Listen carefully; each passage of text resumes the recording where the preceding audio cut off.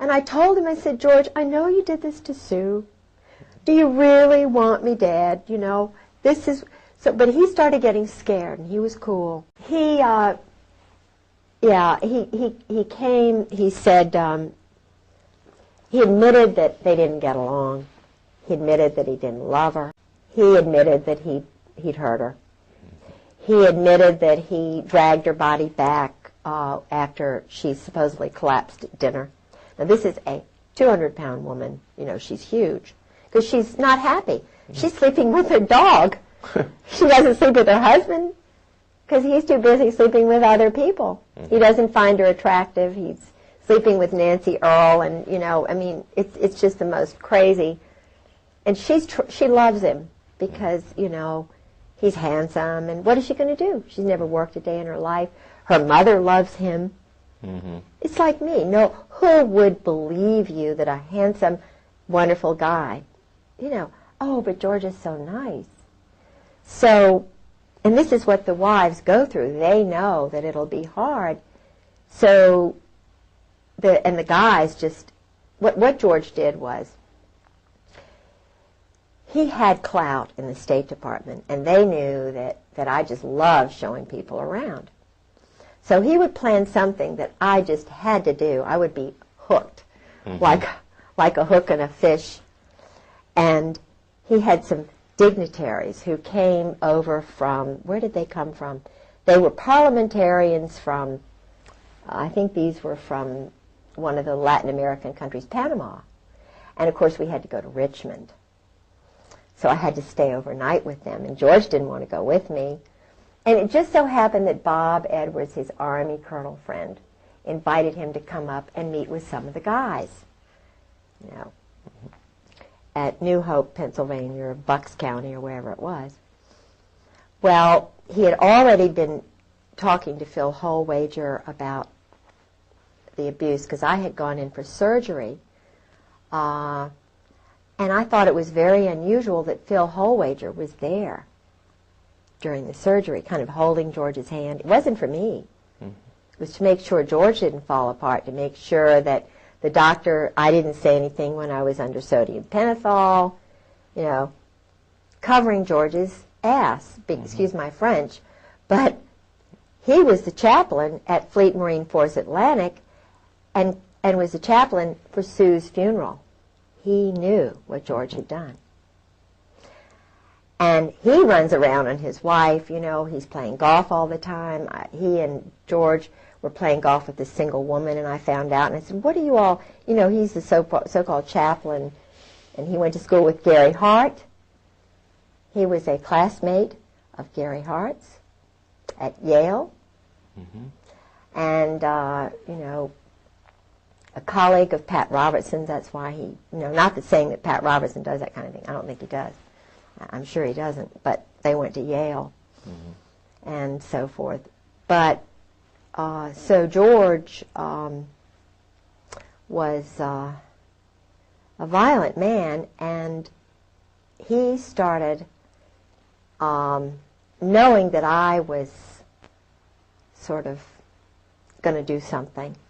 So he started doing certain things. And you know,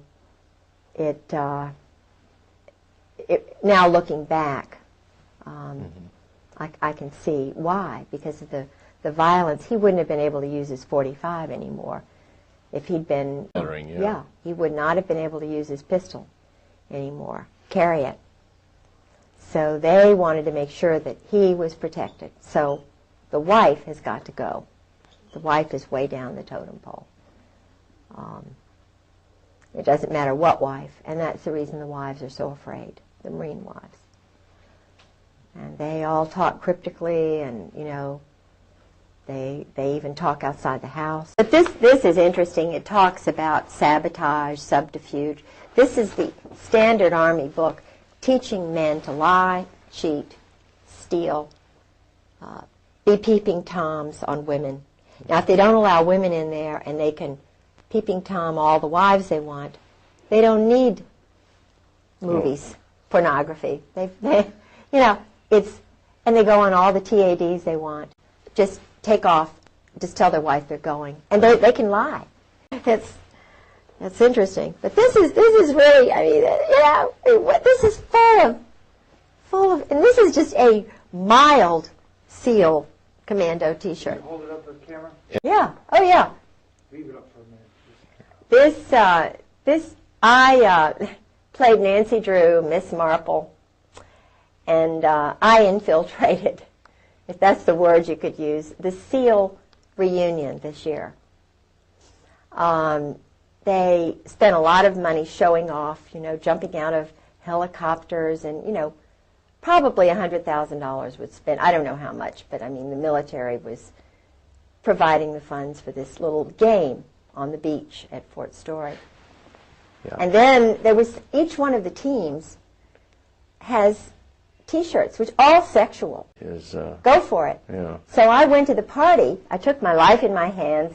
I called a couple of friends and said, if I don't come back, I'm at the SEAL party, and I'm going to pretend that I'm a SEAL wife. And I'm going to go to this drunken party. And, of course, I have an eagle on my car. They tried to get me to get rid of it. You know that 90% of the people there were men. They didn't have wives. Yeah. A few wives, but feeling very uncomfortable. So I sort of got in with some of the older SEALs. No, but I know who he is. Mm-hmm. But he has a lot of Army friends, not that he doesn't know Boegreitz. I'm sure that Boegreitz is well known to some of these guys. Mm-hmm. I believe he's Army. Could be. I'm sure he's not a Marine. I know he's not a Marine. Huh. I don't believe he's a Marine. Okay. But he's a guerrilla. He's a commando. My husband was way above Boegreitz's level. My husband mentioned people like McFarlane and Crow. Crow was his tennis buddy, I think, Haig, Ginger, the Victor Krulak. See, Gray is the control guy, Gray, and Joy. Mm-hmm. Joy's a big guy but Joy lost his job at Morale, Welfare, and Recreation, I believe, because I told somebody, I didn't think wasn't because of me that he lost his job, but they made him move on somewhere else, because he was at Morale, Welfare, Recreation, which is kind of a money laundering thing. They run all the officers' clubs, all the recreation. It's not a private, it's all run by the military, even though it's supposedly not military. Mm-hmm. And they give the good old boys these jobs. I mean, he was probably earning $200,000. The retirement for a colonel, my husband, just the retirement salary was $50,000, $60,000. Then they give them these other jobs, so their income is $200,000, $300,000. Mm-hmm. Now, that is not right. No, nobody.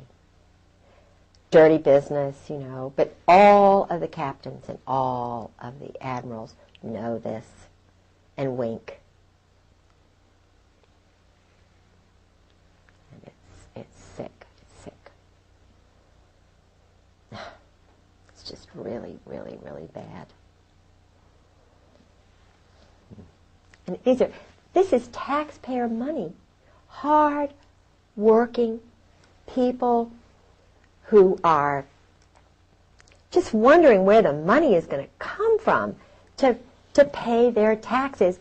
Mothers of children who are having to work 2 jobs to feed their 3 children. And they're spending $10 million on phallic-shaped weapons. I went to the Army show just last week. I was up there. They had a hearing on Okinawan rapes a day. They call it a murder rape a day or whatever, crime a day by Marines in Okinawa. And I went up there. John Conyers had a hearing.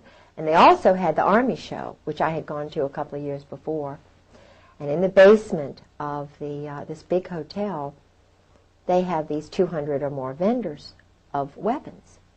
Israel has a joint venture. IAI has a joint venture with, is it TRW, that does all the credit reports on Americans. Wow. Now, they have the computers together. The Israelis stole the whole in-law system and sold it back to the Justice Department. And there were murders over that. Mike Fuller knows all. Mike Fuller was a former assassin who's talking, and they are after him. Believe me, I met him through Sarah. Well, he is a typical example of the mercenary who is brought over from Czechoslovakia, Poland, Romania, the Eastern Bloc countries, who were actually KGB, double agents. Okay. The family, his family were, his family came over. They weren't even citizens. In other words, they bring over the young man. Right. They work for 5 years, and then they become citizens. Now, I'm not saying, I mean, I've read his books. I wanted to meet the guy. He knows George. He knows who George is. I read 2 of his books just to see if it's what George said, to kind of balance, and what these other guys. If you read Marchenko's book, you'll see what my husband, the arrogance. Well, sure, we're going to go into this embassy. We're going to put a whore with this person, and we're going to spy on them and what they're doing, and, we're going to just steal that statue just for the hell of it. I mean, now when you multiply every one of the teams, all the graduates, and think in terms of 100 men applying, and maybe 90 go through most of the training, but they don't quite make it. And then they've got, 400, 600 men who make it, how many don't make it, and then you multiply that over time, and then the ones who are, this banquet, this gathering of SEALs that I went to, there were probably 1,000 guys there. Now they have to do a cold kill somebody, murder somebody, just to prove they can do it, like ducks. It's a graduation exercise kind of thing. It's just somebody, just anybody, just go into a hotel and